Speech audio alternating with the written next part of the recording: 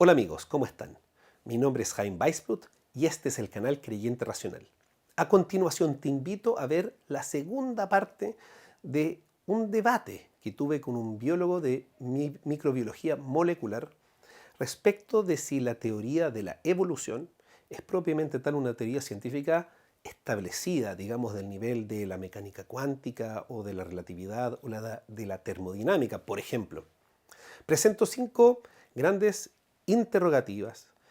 eh, Presento 5 grandes interrogantes de por qué me pareciera ser que los conocimientos que se manejan hoy día de la evolución en todas sus formas, eh, darwiniana clásica, neodarwiniana, MS, EES, Evo, Divo, etc., eh, todavía tienen hoyos en la teoría tan significativos que la sacarían propiamente tal de ser una teoría científica, como me da la impresión que se presenta normalmente en la prensa, en los colegios, en los círculos intelectuales. Son 5 interrogantes, esta es la segunda. Si no viste la primera parte, te invito a ver la primera parte, creo que ayuda y le da el complemento necesario, pero la gracia es que cada una de las interrogantes se puede ver en forma autónoma y se puede entender, yo creo. De todas formas, dime qué te parece, si el argumento se entiende y si es que realmente responde mi contrincante la pregunta que estamos haciendo. Así que déjame tus comentarios, dime qué te parece y nos vemos en el próximo capítulo. ¿Pasamos al Hay segundo mucho, tema? sí, hay mucho estímulo Bueno. para ganarse los 10 millones, así que quien quiera concursar, que concurse, pero seguimos con el segundo problema que pone Jaime Ok, al darwinismo. ¿Mm? vamos al segundo problema del darwinismo. La explosión, ahí está, perfecto. Segundo problema, explosiones de vida y fósiles. Como vimos anteriormente, un segundo problema sería que ya una vez que surgió la primera célula y estamos en el proceso evolutivo, vamos a hacer ahora un zoom en un punto muy relevante donde surge una gran cantidad de especies. Es literalmente un punto de origen de la especie, justamente uno de los puntos centrales de la teoría darwiniana en términos generales busca explicar. Este punto se conoce como la explosión cambriana, que fue una rápida diversificación sin precedentes de animales que comenzó hace alrededor de 540 millones de años. En lo que sería un instante desde el punto de vista evolutivo, que es alrededor de 10 millones de años, que representa alrededor de solo el 0,3% del tiempo de la vida en la Tierra. Tal como lo popularizó en su momento la revista Time, es el Big Bang evolutivo, diciendo que la vida como la conocemos hoy, que cambió el planeta, pasó literalmente en términos evolutivos de un día para el otro. Aquí se lo grafico para hacerse una idea. Tenemos acá lo que yo llamo el problema del origen de la información y después tenemos el salto de la explosión cambriana para tener una idea de lo que es.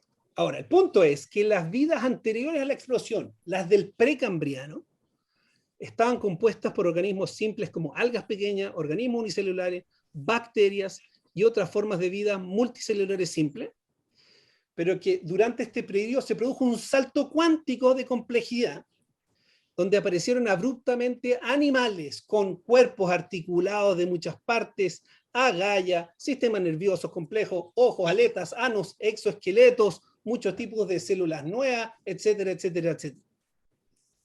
Además, durante este periodo, surgieron alrededor de 30 phyla o phylum en plural, que se refiere a los grandes troncos de estructura de los animales donde finalmente se clasifican las especies. La explosión cambriana presenta al menos 3 grandes problemas para la teoría de la evolución, según la información que dispongo. La primera es la inexistencia de fósiles precursores. Lo que la teoría predeciría es que deberían existir organismos más simples, a partir de los cuales mutaciones o variaciones al azar o lo que sea, más selección natural o cualquier otro procedimiento, permitieran una evolución a organismos más complejos. Sin embargo, luego del descubrimiento de cientos de miles de fósiles que cubren los periodos cambrianos y precambrianos, es aceptado que ninguno de los organismos del precambriano sería precursor de los animales del Cambriano. Es como que aparecieron de la nada, tal como lo puso la revista Time, un Big Bang de animales evolutivamente hablando, mucho más complejo que los anteriores.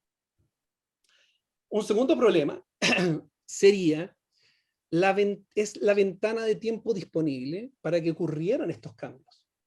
Desde el punto de vista evolutivo, la ventana de tiempo es ínfima, desafiando cualquier proceso darwiniano, por más optimista que sea, que permita el desarrollo de estos animales. Esto es, aún aceptando que esta evolución pudiera ser a saltos o escalonada, pero no existirían saltos evolutivos conocidos así de pronunciados que sean lejanamente plausibles, según lo que entiendo. Un tercer problema sería el salto cuántico de información genética y epigenética. Las formas de vidas precambrianas más desarrolladas tendrían un genoma en el rango de 4 a 10 millones de nucleótidos, mientras que los del Cambriano saltaríamos a genomas de alrededor de 100 a 300 millones de nucleótidos. Un salto cuántico verdaderamente hablando, reeditándose una vez más el problema del origen de la información genética. El problema de las explosiones de vida no es solamente el Cambriano, sino que se han identificado al menos 17 explosiones de vida, entre las cuales tenemos la explosión del Necton en el Devoniano, la explosión de los dinosaurios en el Carnio, la explosión de los mamíferos, la explosión de los odontoides, entre otros. Es verdad que esto no necesariamente problemas con fósiles precursores, pero sí con ventanas de tiempo y los saltos en información genética. Una de las respuestas que normalmente se dan a este problema es que no existirían fósiles precursores, ya sea porque los animales del Precambriano probablemente tenían solo tejidos blandos, o eran muy chicos, o las condiciones del Precambriano no eran buenas. Sin embargo, existen muchos fósiles de organismos muy chicos desde hace al menos 3.5 billones de años. También existen organismos fósiles de tejidos blandos desde mucho antes del Precambriano. Y además, el 95% de los fósiles del Burgess Shale, que es un lugar donde sacaron muchos fósiles del Cambriano, serían de tejidos blandos. Respecto a la facilidad de fosilizar el Precambriano, existen estudios que dicen que las condiciones eran incluso mejores que las del Cambriano. Además, existen muchos fósiles del periodo Precambriano.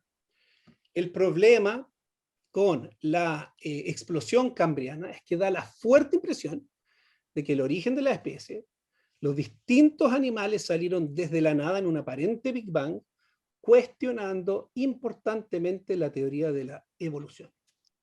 I yield back. Bien. Muy bien, Jaime. Estuviste exactamente en el tiempo, pero no nos hagamos drama con el tiempo, Alejandro. Sí, sí. Bueno, una cosa que quería poner en perspectiva. Jaime, cuando hablamos de la explosión de los animales del Cambriano, esta es la explosión de los film que tú estás hablando. ¿Okay? O sea, es una pequeña rama de una de las ramas secundarias de las ramas de la vida en el enorme árbol de diversidad genética que existe en el mundo. ¿Ya? Dentro de este están todos los fungi. Fíjense, acá estamos al lado animales, fungi, plantas, y acá tenemos todo lo que son protozoos que tienen todo otro tipo ¿cómo se dice?, de adaptaciones. ¿Ya? Entonces, no solamente estamos hablando de que tenemos que pensar más allá de los animales. Tenemos que pensar que la diversidad es enorme en general. ¿Ya? Y esa diversidad se fue gestando a lo largo de toda la historia del planeta. Y esta diversidad ha ido aumentando y ha aumentado de maneras impresionantes desde la aparición de la vida. Y de las maneras que ha ido aumentando, una de ellas es aumentando la información genética que maneja cada organismo. Una de las maneras clásicas y que hoy en día vemos repetidas muchas veces inclusive en el cáncer, es aumentar la información genética que contiene cada individuo. ¿Ya? Entonces no es descomunal pensar que aumenta la información genética. En el caso particular de Burgers Shale, ¿okay? O de esta explosión, coincide muy bien con la aparición molecular de un nuevo mecanismo de comunicación intracelular, que se llaman las tirosinas quinasas, ¿ya? Es como que alguien descubrió el teléfono celular en ese momento, ¿ya? Hasta ese momento las células se comunicaban por teléfono con cable, y en ese momento alguien descubrió el teléfono celular, y a partir de eso todos los teléfonos son celulares, ¿ya? Y cambia radicalmente la manera en que las células se comunican. Y te lo digo porque hoy en día prácticamente todos los factores de crecimiento, los factores neurotróficos, todos los factores de posicionamiento celular, todos los factores homeóticos son dependientes de receptores dependientes de tirosina quinasa. Y eso quiere decir, es una señal intracelular que tú marcas en una célula. Y coincide muy bien, ¿ya? Entonces, tú ves un momento de, podríamos decir, cuando alguien hace un descubrimiento y eso explota, ¿ok? Cuando y lo hemos visto, o sea, alguien saca un computador y claro, al principio los computadores no se reparten, pero hoy en día vemos la explosión informática por todos lados. Y hace 20 años no podíamos predecir que hoy día nos estaríamos reuniendo por Zoom, ¿verdad? Y es un poco parecido a eso, o sea, se reparte la información de una manera brutal. Y no podemos compararlo directamente, ¿ya?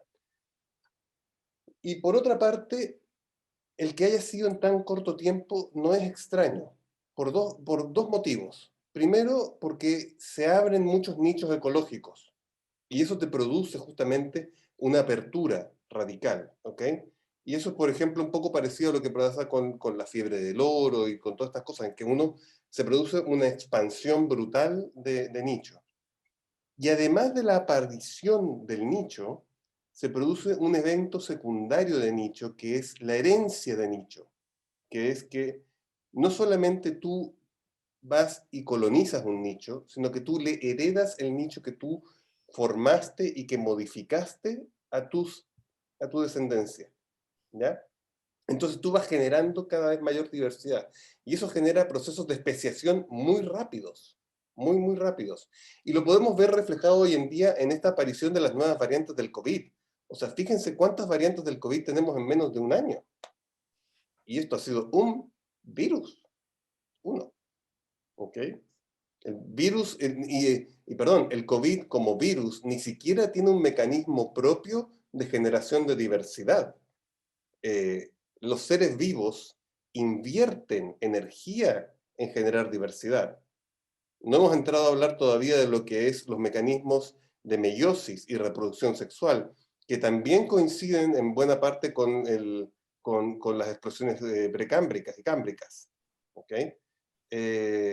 Entonces, ahí tienes un aumento de la diversidad brutal, brutal. O sea, solamente la combinatoria de nuestros cromosomas, de cómo se ubican, genera más diversidad que todos los seres humanos, sin tener que pensar en todos los otros mecanismos de generación de diversidad. Entonces,